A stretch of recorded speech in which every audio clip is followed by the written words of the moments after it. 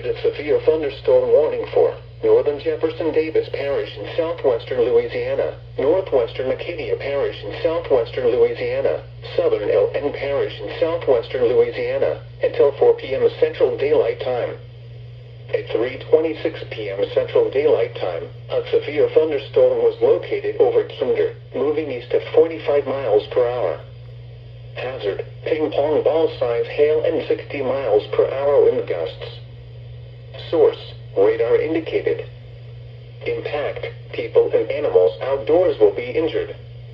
Expect hail damage to roofs, siding, windows, and vehicles. Expect wind damage to roofs, siding, and trees. Locations impacted include Kinder, Oberlin, Elton, Phantom, Reeves, Pine Island, Buller, Harmony, LeBlanc, Bond, and Hathaway. For your protection, move to an interior room on the lowest floor of a building. A tornado watch remains in effect until 7 p.m. Central Daylight Time for central and southwestern Louisiana.